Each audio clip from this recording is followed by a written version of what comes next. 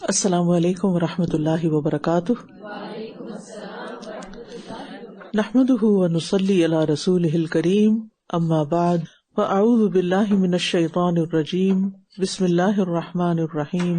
رب اشرح لی صدری ویسر لی امری واحلل عقدۃ من لسانی یفقہوا قولی۔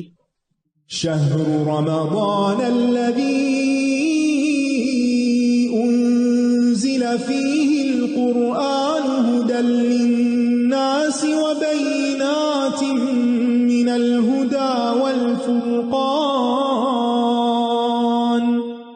فمن شہد منکم الشہر فلیصمه ومن كان مريضا أو على سفر فعدة من أيام أخر يريد الله بكم اليسر ولا يريد بكم العسر ولتكملوا العدة ولتكبروا الله على ما هداكم ولعلكم تشكرون۔ رمضان صدقات کا مہینہ ہے، شہر الصدقہ ہے، خیرات کا مہینہ ہے، سخاوت کا مہینہ ہے۔ اس ماہ مبارک میں نبی صلی اللہ علیہ وسلم کی سخاوت کی کوئی انتہا نہ رہتی۔ عبداللہ بن عباس بیان کرتے ہیں کہ رسول اللہ صلی اللہ علیہ وسلم لوگوں کے ساتھ بھلائی کرنے میں بہت سخی تھے، یعنی بڑے کھلے دل والے تھے، ہمیشہ دوسروں کے لیے خیر چاہتے۔ اور رمضان میں جب جبریل علیہ السلام آپ سے ملتے تو آپ اور بھی زیادہ سخی ہو جاتے۔ رمضان میں ہر رات جبریل آپ سے ملا کرتے تھے، اور نبی اکرم صلی اللہ علیہ وسلم رمضان گزرنے تک انہیں قرآن سناتے۔ جب جبریل علیہ السلام آپ سے ملتے تو آپ فیاضی میں تیز ہواؤں کی مانند ہو جاتے، یعنی اور بھی زیادہ فیاض اور سخی ہو جاتے۔ تو اس حدیث سے یہ بات پتہ چلتی ہے کہ نبی صلی اللہ علیہ وسلم رمضان میں سارے سال کی بنسبت زیادہ صدقہ خیرات کرتے تھے، اور اس کا فائدہ ہر ایک کو پہنچتا ہے۔ جیسے ہوا جب چلتی ہے تو ہر جگہ پہنچ جاتی، تو ہمیں بھی اس مہینے میں زیادہ سے زیادہ صدقہ خیرات کرنا چاہیے۔ صدقہ کرنے سے مال کم نہیں ہوتا، بلکہ اللہ سبحانہ وتعالیٰ اس کا اجر کئی گنا زیادہ بڑھا دیتے ہیں۔ کہاں کہاں کریں؟ سب سے پہلے اپنے اہل و عیال، رشتہ دار، پھر فقراء، مساکین، اور اس کے علاوہ اپنی نیکی کے دیگر کام جیسے مساجد، مدارس کی تعمیر اور ترقی، اور پانی پینے کا انتظام، اور اسی طرح اپنے آس پاس جہاں کہیں بھی کوئی ضرورت نظر آئے، اور خصوصاً دین کی تعلیم و تبلیغ پر فی سبیل اللہ ایسا خرچ کرنا جو ہے یہ صدقہ جاریہ شمار ہوتا ہے، اور اللہ تعالیٰ اس سے اپنے ذمہ قرض لیتے ہیں۔ یعنی جو اللہ کے دین کے لیے خرچ کرتا ہے تو وہ دراصل کس کو دے رہا ہوتا ہے؟ یعنی ہولی سولی اللہ سبحانہ وتعالیٰ ہی کو دے رہا ہوتا ہے، کیونکہ جب غریب پہ صدقہ کرتے تو آپ غریب کو دے رہے ہوتے ہیں اللہ کو راضی کرنے کے لیے، لیکن جب اللہ کے دین کی ترقی کے لیے دے رہے ہوتے ہیں تو وہ کمپلیٹلی آپ کس کو دے رہے ہیں؟ اللہ کو دے رہے ہیں، کیونکہ اس میں آپ کا اپنا کوئی براہ راست ڈائریکٹلی ذاتی فائدہ نہیں ہے۔ ٹھیک، تو اللہ سبحانہ وتعالیٰ فرماتے ہیں من ذا الذی یقرض اللہ قرضا حسنا فیضاعفہ لہ اضعافا کثیرہ، کون ہے وہ جو اللہ کو قرض حسنہ دے تاکہ اللہ اسے کئی گنا بڑھا کر اس کو واپس کرے۔ تو جب ہم اللہ کے دین کی خدمت کے لیے خرچ کرتے ہیں تو اللہ تعالیٰ اس کو اپنے ذمہ قرض کے طور پر لیتے ہیں، اور پھر اس کا بدلہ کئی گنا بڑھا چڑھا کر دیتے ہیں۔ ابو ذر رضی اللہ عنہ نے ایک موقع پر نصیحت کی تھی، اے لوگوں، میں تمہارا خیر خواہ ہوں، میں تم پر شفقت کرنے والا ہوں، رات کے اندھیرے میں نماز پڑھو قبر کی وحشت سے بچنے کے لیے۔ رات کے اندھیرے میں، کیونکہ قبر بھی کیا ہے؟ اندھیری کوٹھڑی ہے، تو اس پہ روشنی کب ہوگی؟ جب ہم رات کے اندھیرے میں نماز پڑھیں گے۔ اور رات کے اندھیرے میں پڑھنے والی نماز جیسے فجر کی نماز ہے، تہجد ہے، عشاء ہے، مغرب بھی رات شروع ہو جاتی ہے تو پھر پڑھی جاتی ہے، لیکن خاص طور پر عشاء اور تہجد جو ہے وہ بالکل اندھیرے میں پڑھی جاتی ہے۔ باقی نمازوں میں کچھ روشنی بھی ہوتی ہے۔ جیسے پہلے بھی بات ہوئی تھی کہ الجزاء من جنس العمل، جس قسم کا کام ہوگا ویسا ہی بدلہ ملے گا۔ اندھیرے میں کام کر رہے تو اندھیرا روشن ہو جائے گا۔ پھر فرمایا کہ دنیا کی گرمی میں روزہ رکھو، قیامت کے دن کی گرمی سے بچ سکو گے۔ یعنی سردیوں میں تو پھر آسان ہوتا ہے، روزہ چھوٹا ہوتا ہے، گرمیوں میں دن بھی لمبا ہوتا ہے اور پیاس بھی زیادہ لگتی ہے۔ اور صدقہ کرو ایک مشکل ترین دن کے خوف سے، جو بڑے بڑے معاملات کا دن ہے۔ کیوں صدقہ کرو ایک مشکل ترین دن کے خوف سے؟ کیونکہ انسان صدقہ بھی مشکل سے کرتا ہے، ٹھیک ہے نا، یعنی صدقہ کرنے میں مشکل ہوتی ہے انسان کو۔ تو جب انسان یعنی کوئی مشکل کام کرتا ہے تو مشکل سے نکلتا ہے، یا مشکل سے نکلنے کے لیے مشکل اٹھانی پڑتی ہے، ٹھیک ہے نا۔ اور صدقات کی نسبت سے جیسے صدقہ کا معنی بہت وسیع ہے، ہمارے ہاں صدقہ کا کانسیپٹ کسی غریب فقیر مسکین کو کچھ دینا، بس وہ صدقہ ہے، جبکہ انسان اپنے اوپر اپنے گھر والوں پر بھی جو خرچ کرتا ہے وہ بھی اس کے حق میں صدقہ شمار ہوتا ہے. شوہر اپنی بیوی کو جو پانی پلاتا ہے وہ بھی. اور پھر آپ دیکھیے کہ جیسے رمضان میں روزہ افطار کروانا، نبی صلی اللہ علیہ وسلم نے فرمایا جس نے کسی روزہ دار کا روزہ افطار کروایا اسے بھی اتنا ہی اجر ملے گا جتنا اجر روزہ دار کے لیے ہوگا، اور روزہ دار کے اجر میں کچھ بھی کمی نہ ہوگی. ایک اور حدیث میں ہے جس نے کسی روزہ دار کا روزہ افطار کرایا یا کسی مجاہد کو سامان دیا تو اس کو اس کے برابر ثواب ملے گا. تو بہرحال کرنے کا کام یہ ہے کہ رمضان میں ہمارے صدقات عام دنوں کی نسبت زیادہ ہونے چاہیے، اور کوئی بھی نہ بچے کہ جس تک ہماری خیر نہ جائے ہمارے دائرہ کار میں. ٹھیک ہے. اور پھر یہ ہے کہ اپنوں کے دائرے سے نکل کر کمیونٹی تک بھی پہنچنا چاہیے کہ جن سے ہمارا روزمرہ کا انٹریکشن نہیں ہوتا. اور پھر خاص طور پر علم دین کے حصول کے لیے اور علم دین کے حصول کے کاموں میں جو پروجیکٹس ہیں ان پر اپنا مال لگانا، اور رفاہی اداروں کو دینا، ہسپتالوں وغیرہ کو تعمیر کرانا، تبلیغ اور دین کی نشر و اشاعت میں، کتابیں چھپوانے میں، کارڈ بنانے میں، بانٹنے میں. اور اگر زکوٰۃ واجب ہے تو سارے صدقات سے پہلے زکوٰۃ ادا کرنا کیونکہ وہ فرض ہے. اور اس کے علاوہ بھی لوگوں کے لیے خوشی کا باعث بننا، چاہے ایک اچھا میٹھا بولی کیوں نہ ہو، کیونکہ الکلمۃ الطیبہ صدقہ، یا مسکراہٹ جو وہ بھی صدقہ، یعنی دوسروں کو اچھا فیل کروائیں. ٹھیک ہے نا، کیونکہ افضل ترین نیکی کیا ہے؟ مومن کا دل خوش کر دینا. آج ہم انشاءاللہ سورۃ ابراہیم کی آیت نمبر 22 سے شروع کریں گے. نیت کی تجدید کر لیجئے اور اللہ تعالیٰ سے دعا کیجئے کہ اللہ تعالیٰ ہمیں اپنی رحمت سے اپنے صالح بندوں میں داخل کر لے، ہمارے گناہوں کو معاف فرما دے، ہماری خطاؤں سے درگزر فرما، ہماری غلطیوں کو ہمارے نامہ اعمال سے مٹا دے، ہمیں ایمان اور اسلام کی حالت میں شہادت کی موت نصیب فرما. وقال الشيطان لما قضي الأمر إن الله وعدكم وعد الحق ووعدتكم فأخلفتكم وما كان لي عليكم من سلطان إلا أن دعوتكم فاستجبتم لي فلا تلوموني ولوموا أنفسكم ما أنا بمصرخكم وما أنتم بمصرخي إني كفرت بما أشركتمون من قبل إن الظالمين لهم عذاب أليم. وأدخل الذين آمنوا وعملوا الصالحات جنات تجري من تحتها الأنهار خالدين فيها بإذن ربهم تحيتهم فيها سلام. ألم تر كيف ضرب الله مثلا كلمة طيبة كشجرة طيبة أصلها ثابت وفرعها في السماء تؤتي أكلها كل حين بإذن ربها ويضرب الله الأمثال للناس لعلهم يتذكرون. ومثل كلمة خبيثة كشجرة خبيثة اجتثت من فوق الأرض ما لها من قرار يثبت الله الذين آمنوا بالقول الثابت في الحياة الدنيا وفي الآخرة ويضل الله الظالمين ويفعل الله ما يشاء.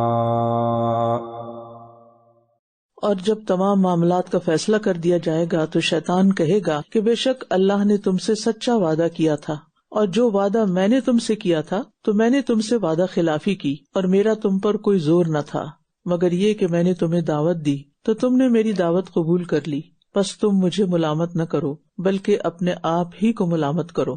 نہ میں تمہارا فریاد رس ہوں اور نہ ہی تم میری فریاد رسی کرنے والے ہو، میں اس کا انکار کرتا ہوں جو تم مجھے اس سے پہلے اللہ کا شریک ٹھہراتے تھے، یقیناً ظالم لوگوں کے لیے دردناک عذاب ہے۔ شیطان قیامت کے دن لوگوں کو مزید غم میں ڈال دے گا اور ان کی حسرت میں زیادہ اضافہ کرے گا، اور جہنمیوں کے سامنے خود کو بری قرار دے دے گا، اپنے آپ کو بے گناہ ثابت کرے گا، اور پھر 6 باتیں کرے گا کہ میرا وعدہ جھوٹا تھا، میرا تم پہ کوئی زور نہ تھا، تم نے میری دعوت قبول کر لی بغیر دلیل کے، مجھے ملامت کرنے کی بجائے اپنے آپ کو ملامت کرو، میں تمہاری کوئی مدد نہیں کر سکتا، تم نے مجھے جو شریک بنایا میں اسے نہیں مانتا، ہر چیز سے مکر جائے گا۔ شیطان اس دنیا میں ہمیں صرف اکساتا ہے، ہمارے دلوں میں وسوسے ڈالتا ہے، لیکن اس کا ہم پر کوئی زور نہیں ہے۔ باقی اختیار اللہ نے ہمیں دیا ہے کہ ہم کیا کرتے ہیں، ہم اپنی چوائسز کو کیسے استعمال کرتے ہیں۔ اور ویسے بھی شیطان جس چیز کی طرف بلاتا ہے اس کے پیچھے دلیل نہیں ہوتی، لہٰذا کوئی بھی کام چاہے نیکی کا ہی سمجھ کے کیوں نہ کرنے لگے، پہلے دیکھیں اس کی کوئی دلیل بھی ہے، ورنہ وہ بھی نہ کریں۔ اور نیکیوں کے سلسلے میں وہ کیا کرتا ہے، خود ساختہ نیکیاں یعنی بدعتیں ایجاد کر کے وہ ہمیں خوشنما بنا کے دکھاتا ہے اور کہتے ہیں یہ بڑا نیکی کا کام ہے، یہ کرو۔ اور گناہوں کے سلسلے میں کیا کرتا ہے کہ گناہوں کو خوبصورت کر دیتا ہے۔ اب آپ دیکھیں دنیا میں جتنے بھی غلط کام ہیں، کیا لوگ ان کو برا سمجھتے ہیں اور کرتے ہیں؟ نہیں، اس لیے کرتے ہیں کہ وہ اس کی طرف مائل ہوتے ہیں، اٹریکٹ ہوتے ہیں۔ آپ دیکھیے کہ جیسے فحاشی اور بے حیائی ہے، تو کوئی بھی اس کو معقول سمجھتا ہے کہ انسان اپنا جسم کسی کے سامنے ایکسپوز کرے فیشن کے نام پر، لیکن اس نے اس کو کتنا خوبصورت بنایا ہوا ہے کہ اچھے بھلے سمجھدار لوگ آنکھیں بند کر کے اس کے پیچھے چل پڑتے ہیں اور ایسے لباس پہنتے ہیں کہ جن میں نماز تک نہیں ہوتی۔ اور اسی طرح اور بھی بہت سے غلط کام، مثلاً اگر کوئی شخص دھوکہ دینا چاہتا ہے تو آپ کا کیا خیال ہے، وہ دھوکہ دے کے پریشان ہوتا ہے یا خوش ہوتا ہے؟ خوش ہوتا ہے نا۔ یہ خوشی کون دلاتا ہے اور یہ خیال کون دلاتا ہے، تم بڑے اسمارٹ ہو، تم نے بڑا اچھا کیا، اینڈ سو آن۔ جو بھی برے کام ہیں وہ بظاہر اس کے اوپر ایسا ملمہ چڑھا دیتا ہے کہ انسان کو برائی نہیں لگتی، وہ اچھا لگنے لگتا ہے، لیکن اس کا کوئی زور نہیں ہے ہم پر۔ یہ تو پھر ہمیں اپنی عقل سے کام لینا چاہیے کہ یہ جو ہم کر رہے ہیں کیا یہ اللہ اور اس کے رسول کی طرف سے ریکمینڈیڈ ہے، جسے نیکی سمجھ کے کریں، اور جسے برائی سمجھ کے کریں، کہیں ایسا تو نہیں کہ اس سے اللہ اور اس کے رسول نے منع کیا ہو۔ اور اگر یہ 2 معیار ہمارے سامنے ہوں گے تو ہم شیطان کے جھانسے سے بچ سکتے ہیں۔ تو ہمیں شیطان پر تو زور نہیں ہے نا، قابو نہیں کر سکتے، اس کو کہیں روک نہیں سکتے، پکڑ نہیں سکتے، لیکن ہمارے کرنے کا کام یہ کہ اپنے نفس کو قابو کریں، سیلف کنٹرول رکھیں اور اس کے جھانسے میں نہ آئیں۔ اور جو لوگ ایمان لائے اور انہوں نے نیک عمل کیے وہ ایسے باغوں میں داخل کیے جائیں گے جن کے نیچے نہریں بہتی ہوں گی، وہ اپنے رب کے اذن سے ان باغوں میں ہمیشہ رہنے والے ہیں، وہاں ان کی آپس کی دعا سلام ہوگی، یعنی ایک دوسرے کو سلام کریں گے، ملائکہ ان پر سلام کریں گے، رب رحیم کی طرف سے سلام آئے گا۔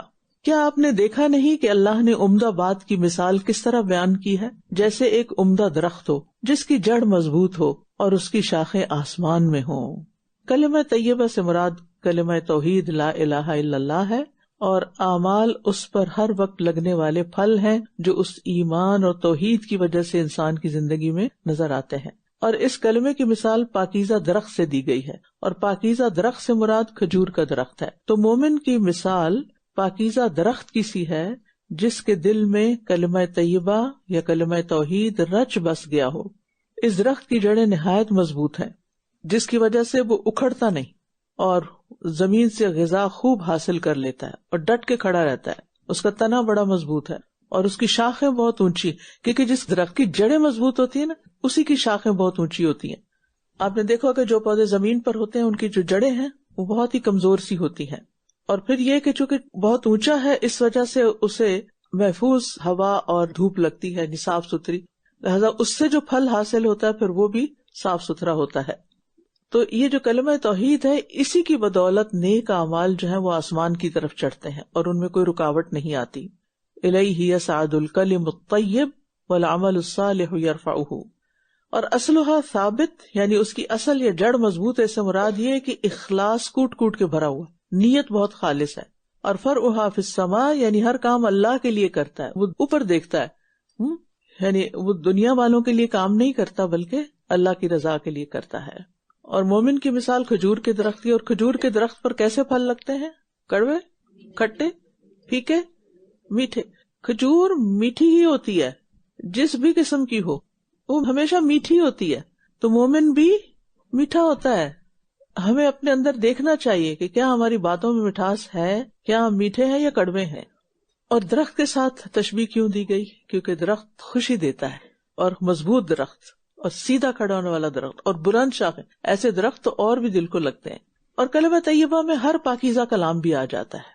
جیسے اللہ کی جتنی بھی تسبیح ہے، حمد ہے، تکبیر ہے، اور جتنے بھی نیک اعمال ہیں وہ سب آ جاتے ہیں جن کی بنیاد یہ کلمہ ہوتا ہے. لہذا انسان کو زبان سے بھی حق بات نکالنی چاہیے اور فضول باتوں سے بچنا چاہیے، اور وہی کلمات پاکیزہ ہو سکتے ہیں اور پسندیدہ ہو سکتے ہیں جن کے پیچھے اللہ کی رضا ہو. ورنہ کوئی شخص کتنی بھی خوبصورت باتیں کر لے، اگر اللہ کی رضا کے لیے نہیں کر رہا تو ان کا فائدہ کچھ نہیں. یعنی وہ الفاظ پاکیزہ نہیں ہیں جن کو بولنے کا مقصد اللہ کو راضی کرنا نہ ہو. وہ اپنے رب کے اذن سے ہر آن اپنا پھل دیتا رہتا ہے، اور اللہ لوگوں کے لیے مثالیں بیان فرماتا ہے تاکہ وہ نصیحت حاصل کریں.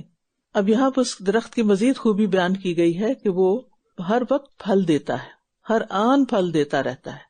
یعنی یہ درخت فائدہ مند ہے، پھل دینے والا ہے، سایہ دینے والا ہے، خوشبو بھی اچھی ہے، اور اس کا ہر حصہ جو ہے وہ قابل استعمال ہے. کھجور کے درخت کا کوئی حصہ ضائع نہیں ہوتا. اور درخت اگر کچھ بھی نہ دے، کبھی موسم نہیں پھل کا، تو بھی اس سے آکسیجن ملتی رہتی ہے لوگوں کو. اور انسان درختوں کو دیکھ کے جتنا خوش ہوتا ہے شاید کسی اور چیز کو. مجھے تو بہت ہی فیسینیٹ کرتے ہیں درخت. امید ہے کہ آپ بھی پسند کرتے ہوں گے درختوں کو، اور خاص طور پہ گھنے درخت اور گھنے جنگل اور طرح طرح کے درخت، اور خصوصاً جو بہت اونچے درخت ہوتے ہیں نا، وہ توجہ لے لیتے ہیں آپ کی. چاہے آپ کہیں سے گزر رہے ہو ہی نہیں سکتا کہ آپ اس کو دیکھے بغیر آگے جائیں.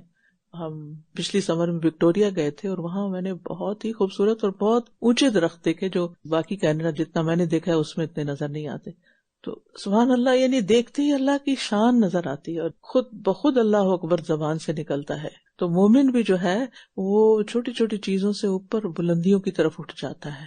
دنیا سے دل نہیں لگاتا، اس کا دل آگے لگا ہوا ہوتا ہے. اس کی سوچ آسمانوں تک جاتی، بلند سوچ رکھتا ہے اور فائدہ پہنچانے والا ہوتا ہے. کل ہم نے پڑھا تھا وَأَمَّا مَا يَنْفَعُ النَّاسَ فَيَمْكُثُ فِي الْأَرْضِ. وہ جو لوگوں کو فائدہ دیتی ہے چیز، وہ زمین میں ٹھہر جاتی ہے. یعنی جو انسان لوگوں کے فائدے کا ہوتا ہے اس کے اندر ثابت قدمی آ جاتی ہے، وہ جم جاتا ہے. اور پھر آپ دیکھیے کہ اچھی بات جو ہوتی ہے بذات خود مزید فائدہ اور پھل لاتی ہے، صدقہ جاریہ بنتی ہے. چاہے آپ اسے لکھیں یا کسی سے بول کے کریں، آگے سے آگے کوئی بھی ایک حکمت کی بات آپ کرتے ہیں، کسی کے ساتھ شیئر کرتے ہیں، چاہے اپنی کرتے ہیں یا کسی اور کی کرتے ہیں، تو پھر کیا ہوتا ہے، وہ دوسرے کے دل کو لگ جاتی ہے. اور پھر جو چیز کسی کے دل کو لگ جاتی ہے نا، پھر وہ اسے آگے بھی بیان کرتا ہے. اور بری بات کی مثال خراب درخت کی طرح ہے جسے زمین کے اوپر سے ہی اکھاڑ دیا گیا ہو، جھاڑ جھنکار کی طرح. اس کے لیے کوئی ثبات نہیں، اس کے اندر کوئی ثابت قدمی نہیں. جو دین پہ جمے رہتے ہیں وہ مضبوط درخت کی طرح ہوتے ہیں، اور جن کے اندر ثابت قدمی نہیں وہ جھاڑ جھنکار کی طرح ہوتے ہیں، ہر کوئی روند کے چلا جاتا ہے ان کو. اور یہ کلمہ خبیثہ ہے جس سے مراد کفر یا شرک ہو سکتا ہے، شرکیہ باتیں. اور ایسے لوگوں کے اعمال بھی بے حیثیت ہوتے ہیں، نہ وہ آسمان پہ چڑھتے ہیں، نہ وہ اللہ کے لیے کرتے ہیں، اور نہ ہی ان کی کوئی قبولیت ہوتی ہے. یعنی شرک کرنے والا اپنے شرک سے کوئی فائدہ نہیں اٹھا سکتا، وہ اپنے آپ کو ہلاکت کی گہرائیوں میں ڈال دیتا ہے. اور پھر یہ ہے کہ دنیا میں جتنے دن ہے سو ہے، جو بھی عیش عشرت کر رہا ہے اور اس کے بعد اکھاڑ پھینکا جائے گا، نہ وہ یہاں کا نہ وہ آگے کا. اور یہاں سے ایک بات ہمیں بھی سیکھنی چاہیے کہ کلمہ خبیثہ جو ہے، کفر شرک تو ہے ہی، لیکن ہر گندی بات، ہر وہ بات جو دوسروں کو اذیت دے، وہ بھی خبیثی کی شکل ہے. چاہے وہ کفر اور شرک جیسی نہیں، لیکن وہ باتیں جیسے گالی گلوچ ہے، لڑائی جھگڑا ہے، دوسروں کو تانے دینا ہے، تکلیف دہ باتیں کرنا ہے، زبان سے نکلنے والے سخت الفاظ، یہ بھی کیا کرتے ہیں، آپ کا مقام گرا دیتے ہیں اور دلوں سے محبت کو اکھاڑ پھینکتے ہیں. تو اس لیے ہم سب کو اللہ ہمیں توفیق دے. ہم سب کمزور ہیں اور پھسلتے ہیں. یہ نہیں کہ ہمیں سے کوئی بھی یہ کہے، میں کہوں یا کوئی بھی، کہ ہم سے کبھی ایسا نہیں ہوتا. شیطان کہیں نہ کہیں انسان کو پھسلا ہی دیتا ہے. تو اللہ کی مدد سے انسان پھر واپس لوٹے. ان الحسنات یذھبن السیئات، جہاں کوئی خرابی ہو جائے وہاں پھر انٹینشنلی اس کو مٹانے کے لیے نیکی کرے. جیسے ہوتا ہے نا کہ اگر لکھتے لکھتے کوئی چیز آپ سے غلط لکھی گئی تو پھر آپ کیا کرتے ہیں، یا تو اسے کراس لگاتے ہیں، یا آپ اس کو مٹاتے ہیں، یا وائٹو کرتے ہیں، یعنی اس کو رہنے نہیں دیتے. تو ہمارے اعمال نامے میں بھی ایسے ہی ہماری بھول چوک رات میں آیتیں ہیں نا آخری جو 2 آمن الرسول والی، یہ پڑھ رہی تھی تو ایک دم دل ٹھہر گیا، ربنا لا تؤاخذنا ان نسینا او اخطانا. میں نے کہا اللہ یہ 2 چیزیں تو ہمیں ہر وقت ہیں، یا کبھی ہم بھول جاتے ہیں یا ہم خطا کر بیٹھتے ہیں، یعنی کوئی دن نہیں ایسا جاتا کہ جس میں ہم سے غلطی نہ ہو. تو کتنی پیاری دعا سکھا دی رات کے وقت پڑھنے کے لیے، لا تؤاخذنا، اللہ ہمیں نہ پکڑنا، یعنی ہم اس سے بچ نہیں سکتے تو ہمیں پکڑنا نہیں، بس ہر روز اپنا نامہ اعمال نا مٹوا کے سوئیں، یعنی جو جو غلط باتیں ہم نے کی ہوں. پھر فرمایا اللہ ایمان لانے والوں کو پختہ بات کے ساتھ دنیا کی زندگی میں ثابت قدم رکھتا ہے اور آخرت میں بھی. سبحان اللہ. یعنی اچھے کلمہ لا الہ الا اللہ ہو یا قرآن کی آیات ہو، یہ بھی تو طیبہ ہے نا، اور یا پھر کوئی بھی اچھی باتیں. جب کسی انسان کی زبان بدل جاتی ہے نا، زبان میٹھی ہو جاتی ہے یا زبان سے وہ اچھی باتیں نکالتا ہے، تو پھر اس کی ان باتوں کی وجہ سے اس کو، یعنی ایمان تو ہے ہی، پختہ بات کے ساتھ اللہ اس کو ثابت قدمی دیتا ہے. ثابت قدمی اللہ دیتا ہے، لیکن اس کے لیے پہلے آپ کے اندر کیا کوالیفیکیشن ہونی چاہیے؟ کلمہ طیبہ، پختہ بات، اچھی بات کرنے والے ہوں، اپنی زبان پہ کام کرنے والے، اپنی زبان سے وہ سارے الفاظ، ووکیبلری چیزیں نکال دیں کہ جو دوسروں کے لیے تکلیف دہ بنتی ہیں یا دوسروں کی دل آزاری کا سبب بنتی ہے، یا ان کے بولنے کا انداز ایسا ہے. قولوا للناس حسنا. اللہ ہم سب کو توفیق دے کہ ہم جب بھی کسی سے معاملہ کریں تو اچھا ہی کریں. جب دنیا میں ثابت قدمی ملتی ہے تو پھر آخرت میں بھی. اور ظالموں کو اللہ بھٹکا دیتا ہے اور اللہ جو چاہتا ہے کرتا ہے. اب دیکھیے کہ جو نجاشی کے دربار میں لوگ تھے، ان کے صرف قول کی وجہ سے اللہ نے ان سے جنت کا وعدہ کر لیا. اصحاب الاخدود کو دیکھیے، انبیاء و شہداء کو دیکھیے جو اللہ کی راہ میں مارے گئے، ابراہیم علیہ السلام کو دیکھیے. تو ان سب نے کیا کیا؟ کلمہ توحید کے اوپر پختگی اختیار کی. اور جو شخص موت کے وقت اس کلمے کو پڑھ لیتا ہے، کلمہ طیبہ کو، تو اس کا خاتمہ بالخیر ہوتا ہے. وہ پھر قبر میں بھی منکر نکیر کے سوال جواب کے وقت کیا کرتا ہے؟ ثابت قدمی اختیار کرتا ہے. اور پھر حشر کے دن بھی پلسرات پر اس کو ثابت قدمی نصیب ہوگی. اور دنیا میں کیسے ثابت قدمی؟ شہوات و شبہات کے مقابلے میں، یعنی ان آندھیوں میں وہ گر نہیں جاتا، ان کا شکار نہیں ہو جاتا. جو شخص ایمان پر ثابت قدم رہتا ہے اور اس کے اصولوں پر عمل کرتا رہتا ہے تو دنیا کے فتنے اس کو نقصان نہیں دیتے. دنیا میں فتنے تو ہیں، پھسلن تو ہے، لیکن پھر اس کو نقصان نہیں دیتے. اللہ تعالیٰ اس کو ثابت قدمی عطا کر دیتا ہے. تو ثابت قدمی جو ہوتی ہے نا، یہ اللہ کی طرف سے ملتی ہے، نہ کہ علم اور مقام مرتبے کی وجہ سے. اور جس کو دنیا میں مل جائے اسے آخرت میں بھی مل جائے گی. اور ویسے بھی یہ ہے کہ القول الثابت کیا ہے؟ حق. تو حق جو ہوتا ہے نا وہ نہیں بدلتا، ٹھیک ہے؟ خواہشات بدلتی رہتی ہیں لیکن حق ایک ہی ہے ہمیشہ سے، سچ ایک ہی ہے، یعنی توحید اور جو بنیادی عقائد ہیں. اور ظالموں کو اللہ بھٹکا دیتا ہے، یعنی جو غیر مومن ہیں یا جو اپنی جان پہ ظلم کرتے ہیں، وہ پھر کلمہ حق نہیں کہہ پاتے، نہ دنیا میں اور نہ قبر میں اور نہ ہی آخرت میں.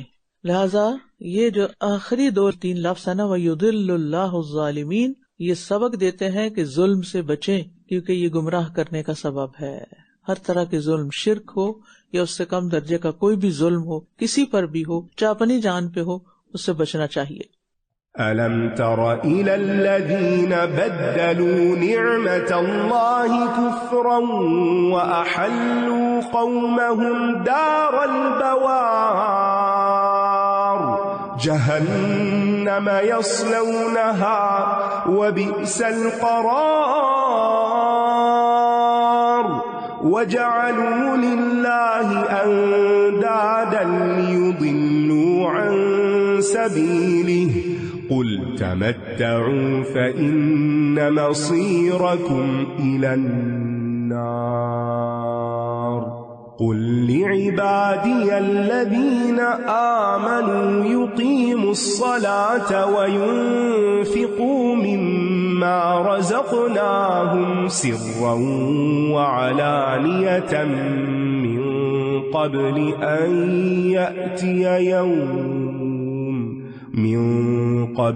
أَن يَأْتِيَ يَوْمٌ لَا بَيْعٌ فِيهِ وَلَا خِلَالٌ اللَّهُ الَّذِي خَلَقَ السَّمَاوَاتِ وَالْأَرْضَ وَأَنزَلَ مِنَ السَّمَاءِ مَاءً فأخرج به من الثمرات رزقا لكم وسخر لكم الفلك لتجري في البحر بأمره وسخر لكم الأنهار وسخر لكم الشمس والقمر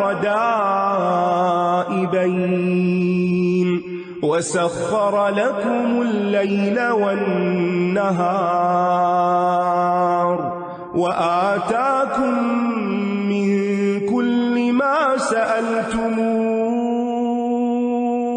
وإن تعدوا نعمة الله لا تحصوها إن الإنسان لظلوم كفار۔ کیا آپ نے ان لوگوں کی طرف نہیں دیکھا جنہوں نے اللہ کی نعمت کو ناشکری سے بدل ڈالا اور اپنی قوم کو ہلاکت کے گھر میں لا اتارا؟ نعمت سے مراد نبی صلی اللہ علیہ وسلم ہے، جنہیں اللہ تعالیٰ نے رحمت للعالمین بنا کر بھیجا۔ تو جس نے نعمت کی قدر کی، اسے قبول کر لیا، شکر ادا کیا، وہ جنتی ہو گیا، اور جس نے رد کر دیا اس کا ٹھکانہ جہنم قرار پایا۔ دنیا میں اللہ نے بے شمار نعمتیں اتاری ہیں، لیکن سب سے بڑی نعمت رسالت ہے۔ اور یہ یاد رکھیے کہ برائیاں، فساد، اختلافات یہ نعمتوں کے زوال کا سبب بنتے ہیں۔ جہنم جس میں یہ جلیں گے، اور وہ بہت برا ٹھکانہ ہے۔ اور انہوں نے اللہ کے کچھ شریک بنا رکھے ہیں تاکہ یہ لوگوں کو اس کے راستے سے بھٹکا دیں۔ کہہ دیجئے تم فائدے اٹھا لو، پھر تمہاری واپسی یقیناً آگ ہی کی طرف ہے۔ میرے ان بندوں سے کہہ دیجئے جو ایمان لائے ہیں کہ وہ نماز قائم کریں، اللہ کا حکم ہے، اور جو رزق ہم نے انہیں دیا ہے اس میں سے کھلے اور چھپے خرچ کریں، اس سے پہلے کہ وہ دن آ جائے، یعنی قیامت کا، جس میں نہ کوئی خرید و فروخت ہوگی اور نہ کوئی دوستی کام آئے گی۔ اللہ نے ہمیں اپنے بندے کہا، میرے بندے۔ جب کوئی آپ کو کہتا ہے نا مائی ڈیئر، ایک ہوتا ہے نا ڈیئر فلان، اور کوئی کہتا ہے مائی ڈیئر فلان، تو دونوں میں فرق ہے، بہت فرق ہے نا۔ تو اللہ تعالیٰ کی اس محبت کو محسوس کرے۔ اللہ تعالیٰ محبت سے آپ کو کہہ رہے ہیں تم ایمان لے آئے ہو نا، نماز پڑھا کرو۔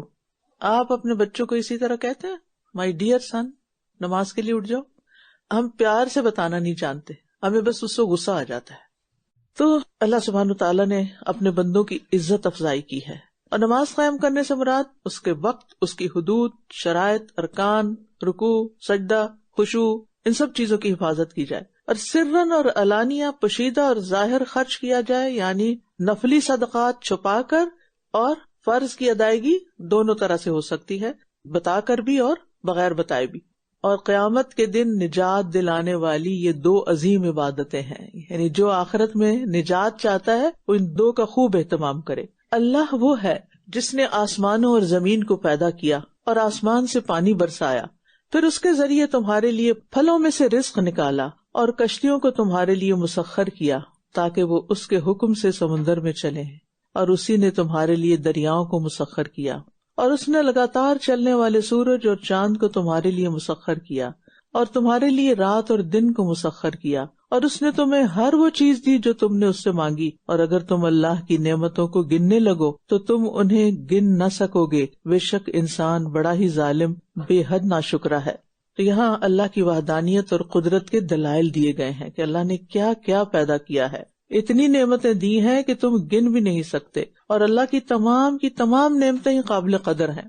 ان میں سے چھوٹی سے چھوٹی نعمت بھی اس کا انکار نہیں کیا جا سکتا کہ اس کا کوئی فائدہ نہیں، ہر چیز کی اپنی جگہ ایک ضرورت ہے۔ اور انسان کو جو صلاحیتیں ملی ہیں اور پھر ان صلاحیتوں کو استعمال کر کے جو کامیابیاں وہ زندگی میں حاصل کرتا ہے، یہ سب بھی اللہ کی نعمتیں ہیں۔ جو بھی آپ کو دوسروں پر امتیاز ملا ہے کسی بھی شکل میں، کوئی آپ کے پاس اچھا روزگار ہے، مال ہے، کوئی مقام ہے، کوئی عزت ہے، یہ سب اللہ کی نعمتیں ہیں، اللہ کی دی ہوئی۔ ہم کہتے ہیں ہم نے ان کو ارن کیا ہے، ٹھیک ہے آپ محنت کرتے ہیں، اور اگر نہ دے اللہ تو آپ کیا کر سکتے ہیں۔ اور اسی طرح ہمارا جسم میں ہماری روح جو ڈالی اللہ نے، اور پھر صحت اور خاندان اور گھر اور محبتیں اور دوست اور دین کی نعمت اور مواقع، مساجد اور نمازیں اور تراویح اور روزے، یعنی کون کون سی چیز، ہر وقت ڈوبے ہوئے ہم نعمتوں میں۔ اگر ہم انہی کے بارے میں سوچتے رہے یہ بھی نعمت ہے، یہ بھی نعمت ہے، یہ بھی نہیں، تو ہمارا دماغ کہیں اور فضول چیزوں کی طرف جائے بھی نہ۔ اور کچھ نعمتیں تو ہمیں نظر آتی ہیں نا۔ اچھا نظر کیسی، جو میں کہہ رہی ہوں نا نظر آتی ہیں، آپ کسی بھی چیز پر نظر ڈالیں، وہ کیا ہے؟ وہ نعمت ہے۔ آج جب گھر جائیں گے نا، جس چیز پہ نظر ڈالیں گے یہ بھی نعمت، یہ بھی نعمت، یہ بھی نعمت. ٹھیک ہے، اور یہ تو صرف نظر آ رہی ہے نا ہمیں، اور جو نظر نہیں آتی وہ اس سے بھی کہیں زیادہ ہے. تو ہم شکر ادا ہی نہیں کر سکتے، لیکن زبان سے ہم جتنا بھی کر سکیں ذکر اور شکر جاری رکھیں. اور کوئی ایک شخص بھی یہ دعویٰ نہیں کر سکتا کہ میں نے نعمتوں کا شکر ادا کر دیا ہے، ہم کر ہی نہیں سکتے. اور پھر اللہ تعالیٰ نے جو ہم نے مانگا وہ بھی دے دیا. اب سوال ہی پیدا ہوتا ہے کہ ہم مانگتے کیا ہیں، ہماری دلچسپی کس چیز میں. تو اپنی دعاؤں پہ بھی غور کیا کریں کہ ہم کیا مانگتے رہتے ہیں ہر وقت. اور آخر میں اللہ تعالیٰ فرماتے ہیں انسان بڑا ہی ظالم اور ناشکرا ہے. عمر بن خطاب فرمایا کرتے تھے اے اللہ میرے ظلم اور ناشکری کو معاف کر دے. تو ان سے کہا گیا امیر المومنین یہ ظلم تو سمجھ میں آتا ہے، لیکن اس کفر یا ناشکری کا کیا مطلب ہے؟ تو انہوں نے فرمایا ان الانسان لظلوم کفار. سب انسانوں کے اندر کسی نہ کسی درجے میں یہ دونوں چیزیں پائی جاتی ہیں، ظلم بھی اور ناشکری بھی. ناشکری جو ہے نا یہ ایک بیماری ہے، اور جب انسان کے اندر یہ پیدا ہو جاتی ہے نا تو اس کی وجہ سے اس کے اندر کئی اور بیماریاں آ جاتی ہیں. تکبر، حسد، بغض، عداوت یہ انسان کا مقدر بن جاتی ہے، کیونکہ وہ اپنی نعمتوں کی بجائے اوروں کی نعمتوں پر نظر رکھتا ہے، اور ہر وقت وہ شکایتی بنا رہتا ہے اور خود ترسی کا شکار ہوتا ہے، سیلف پٹی کا شکار ہوتا ہے، میرے پاس تو یہ بھی نہیں اور وہ بھی نہیں. یہ دراصل اس کی ناشکری ہوتی ہے.